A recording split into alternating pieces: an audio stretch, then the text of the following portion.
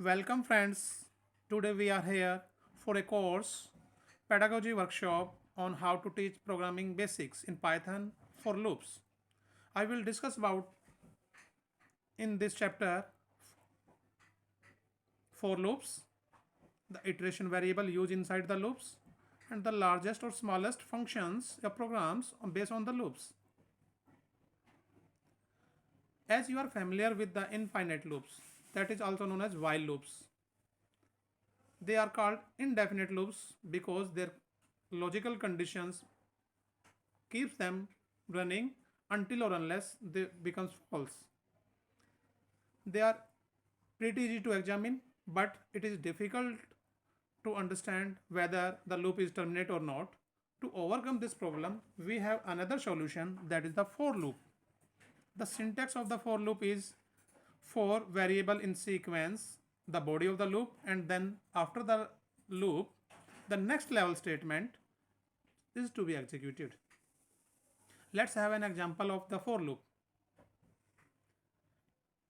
As you clearly see in the loop, for each iterations, for each I, that is 5, 4, 3, 2, 1, it's executed 5 times the print statement, and after the loop is over, the next statement is executed. The same scenario can be understood with the help of their flowchart. Done, move ahead, print I, go, done, move ahead, print I goes, and as soon as the done is over, yes, done is become yes. As soon we reach the last element value of the sequence, we go to the next level statements.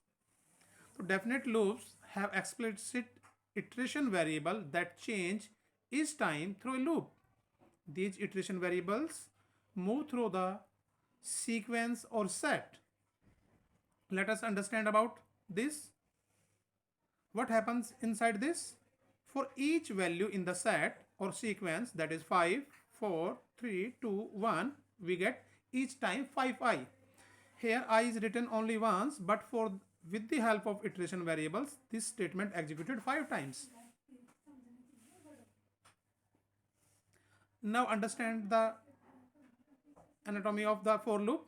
For loop have 3 different part. One is iteration variable, that is I defined here. Then the loop print I, that is the body of the loop, and the element sequence, that is a list 5, 4, 3, 2, 1. We can have any other kind of sequence here. The same things can be understood by the flowchart. Based on the condition iteration variables, we move ahead and see whether the AND is done or not. If AND is encountered, we go to the yes part, and that is the movement of the next iteration level statement. We can create a definite loop with the string. Make a list of string. For each iteration of the string in a list, we can go to the body of the loop, and based on that we can print the outputs.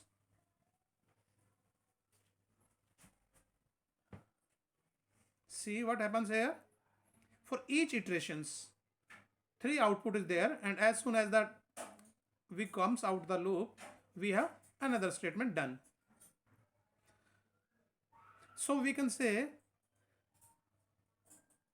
list of item is a line of a file, effectively a finite set of things, and that's what can be used for the for construct, and they are known as definite loop because they exact an exact number of times. We can iterate through the member of sets. See, 9, 4, 12, 3, 74, 15 are the sets elements, and before and after are the statements.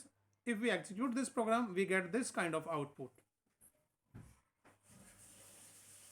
Let us have an example of to find out the largest number. We have a set 3, 41, 12, 9, 74, 15.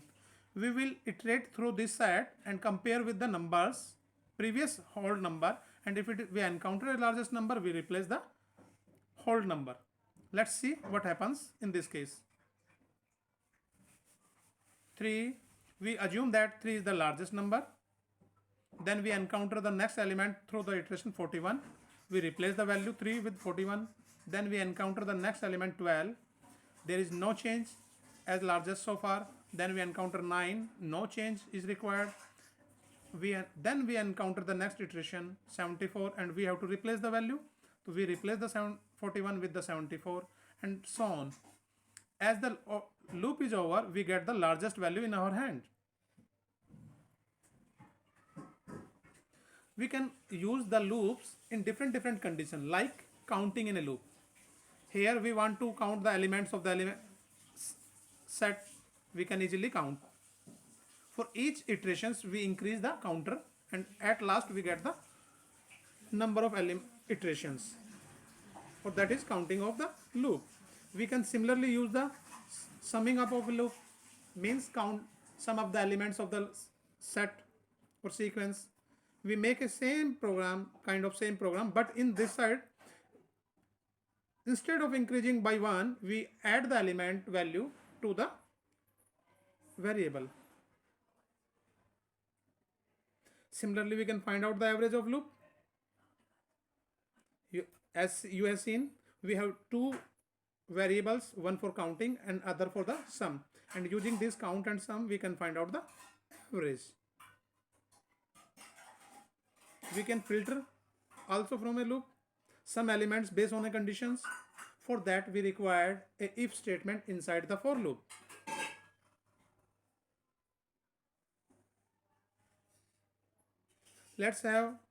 We can also search an element in a boolean based on the boolean value, that is true or false. If element found, we flag off the boolean value as a true, and after that, based on that, we can make a statement that whether it is present or not.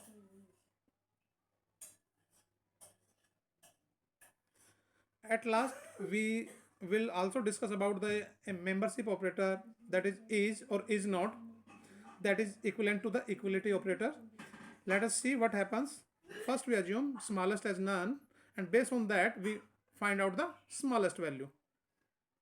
Here, each operator is known as logical expression, and it is the same as. It implies that it is the same as, but similarly to, but stronger than equality operators. On negative side, it is not is also a logical operator. Let's see the example of this is state. Based on this program, we have output like this. We compare the value and assume that 9 is the smallest element on the first iterations, and based on other iterations, we change the values. Now some reflection points. A student has finite set of items. If he want to show the list of items using the Python program, which loop is to be used for this list? We say a finite set of items. Think over it and give the answer. Okay, for loop is the correct answer. Thank you. A shopkeeper had added the items in his list. If the list is limited to few names, what do you think? It is indefinite or definite? Based on the, can you suggest which loop is known as definite loop? Of course, few names, it means it is a definite list. And based on definite list, we have definite loop, that is correctly said for loop. So in this chapter, we already discuss about loops known as definite loops, iteration variable, kind of iteration variable used inside the loop, and programs based on the largest and smallest using loops. Thank you very much.